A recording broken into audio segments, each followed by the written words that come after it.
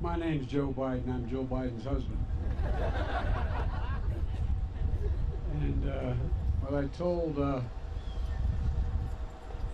this beautiful lady when we met inside, you're doing so much to change people's lives.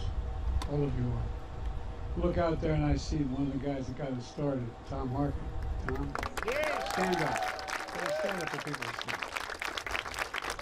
Good to see you, Tom. Elizabeth Dole, Bob Dole was a major player in all of this. He really was. I remember getting in trouble because someone was criticizing Bob Dole on the floor for why do we need curb cuts, why do we need all those kinds of things. And I got myself in trouble. Anyway, and there's so many really important people here that made all this possible. Tammy Duckworth, she's too young.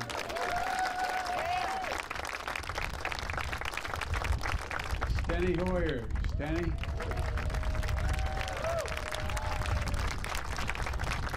Madeline Dean, Jared Heumann.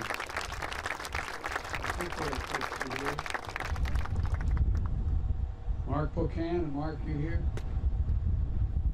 I guess what? Mary Kay Scanlon. I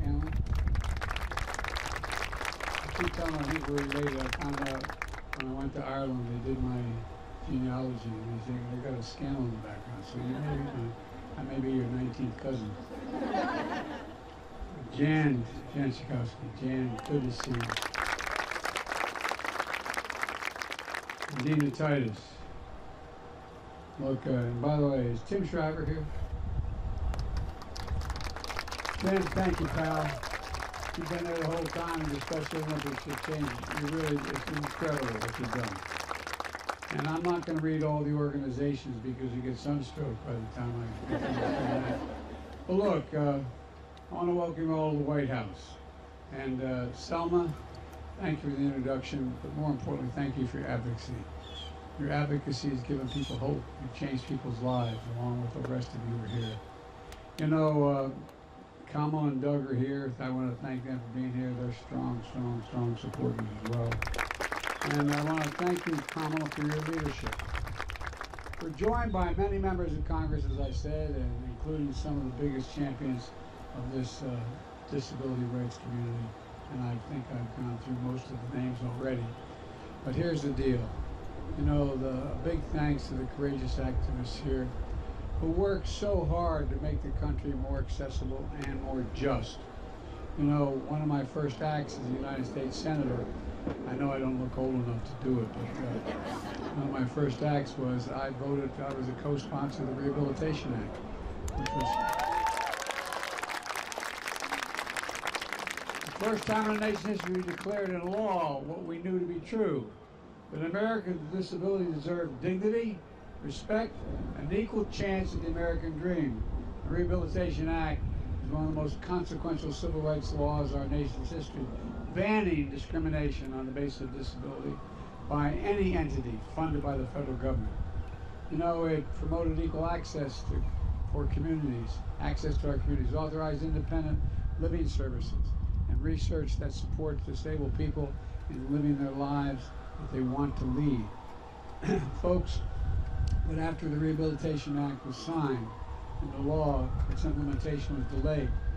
In response, disability advocates staged sit-ins named for the section of the law that the government had failed to implement. One of those was, as you've already mentioned, Judy Heumann, who we lost earlier this year. And we're joined today by so many of Judy's family and friends. Would her family stand up, any of Judy's family?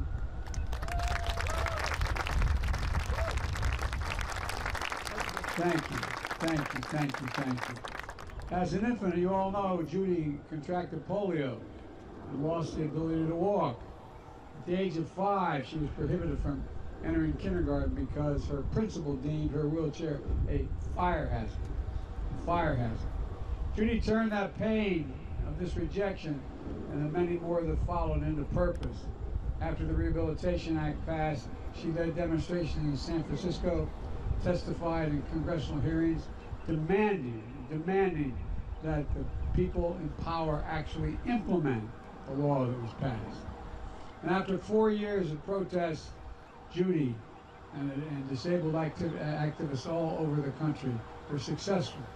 History shows it's often not the people in power, but the power of the people that moves the nation forward. And all of you did. The Rehabilitation Act laid the groundwork for another landmark law celebrated today, the Americans with Disabilities Act. Steny Hoyer led the charge in the House, along with Major Robert Owens and Tony Quello, I don't know, as well as Tom Harkin and Bob Dole. They led the fight in the Senate. You know, I was enormously proud to be a Senate co-sponsor. Today, 3 decades after its passage, many of us can still recall America, where a person with disability could be denied service in a restaurant or a grocery store, or an employer could refuse to hire because of the disability. And when we passed this law, we made a commitment to build an America for all Americans,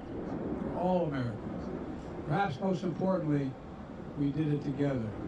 This was a bipartisan bill, signed into law by Republican President George H.W. Bush 33 years ago, on this spot in the South Lawn of the White House. It marked progress that wasn't political but personal for millions of disabled American veterans and families.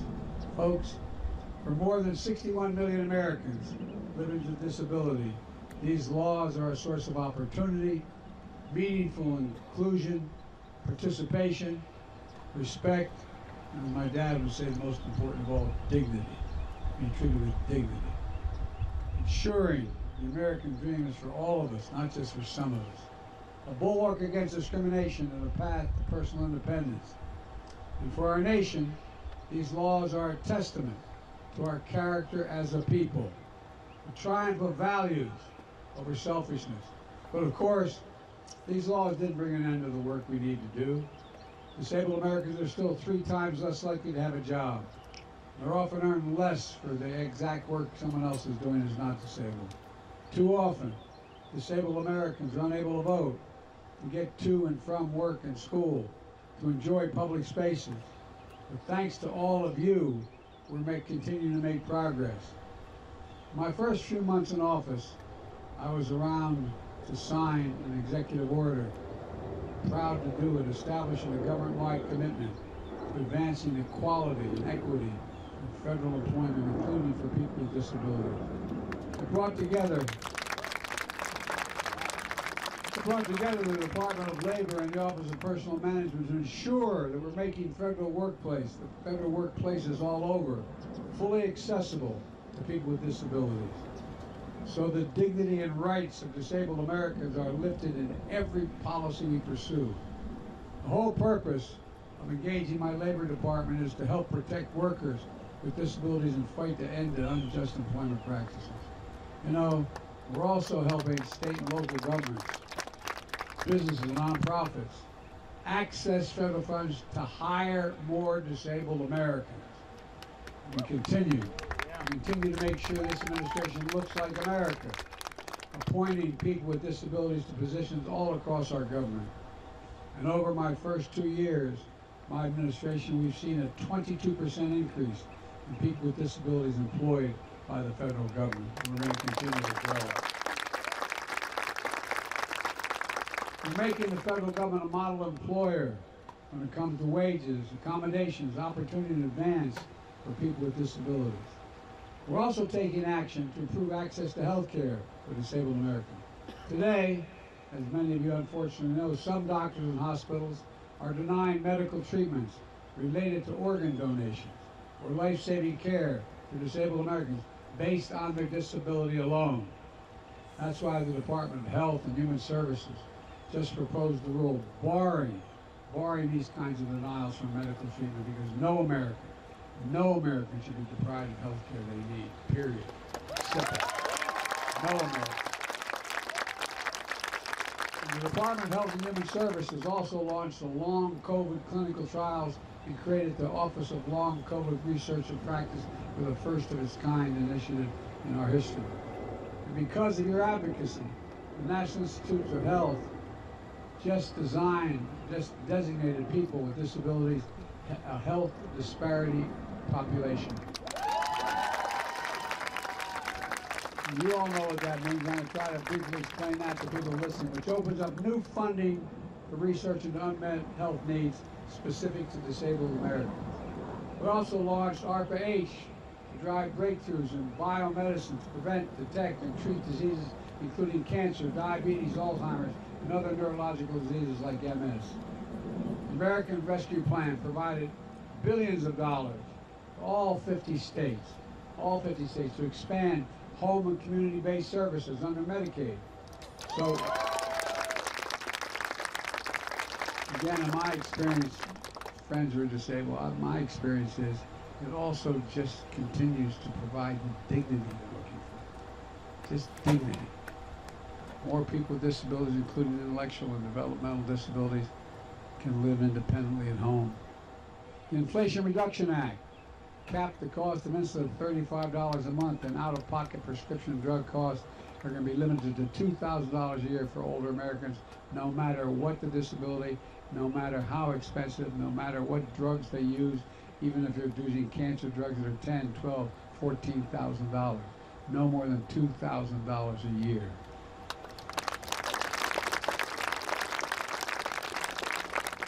Our bipartisan infrastructure law makes the biggest investment ever, $1.75 billion to make transit and rail stations more accessible. We're modernizing airports by adding wheelchair ramps, accessible restrooms, and so much more. And the Department of Transportation issued a rule that now requires all new single-aisle aircraft over a certain size to have wheelchair accessible restrooms. The Department of Justice proposed standards for state and local governments to make their internet content and mobile apps more accessible to disabled Americans so they can easily do things like travel to and from work and school, care for themselves and their loved ones, and vote. And look, accessibility is the cornerstone of ensuring government works for everybody. Accessibility. So let me close with this. Judy Heumann, in reflecting on her life, wrote, and I quote, "Change never happens at a pace we think it should. It happens over years of people joining together, strategizing, sharing, and pulling all the levers they possibly can." That's the story we celebrated here today. Progress hard fought and won, making real our nation's founding promise that every American has a right to be recognized and respected for who they are. Millions of Americans with disability, this is a source of identity and power. This is the essence of the disability pride.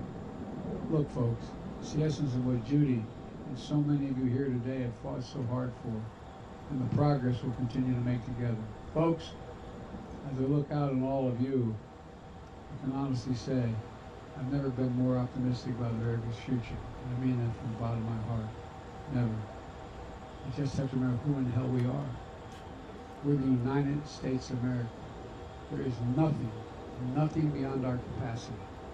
We set our mind to do it, and we work together. And folks, there's so much more. Because it's so hot out here, I don't want to keep you. Folks, the fundamental research going on for all the various disabilities is staggering. It's staggering. And for example, whether it's ARPA, we're spending billions of dollars on research and development for health disparities. Everything from, anyway.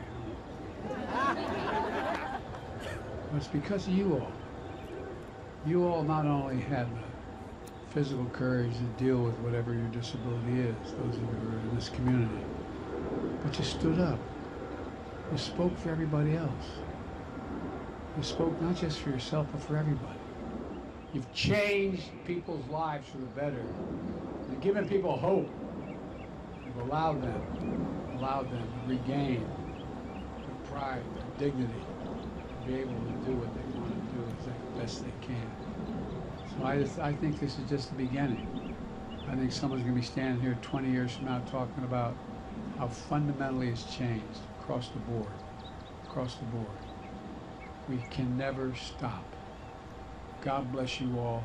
May God protect our troops. Thank you.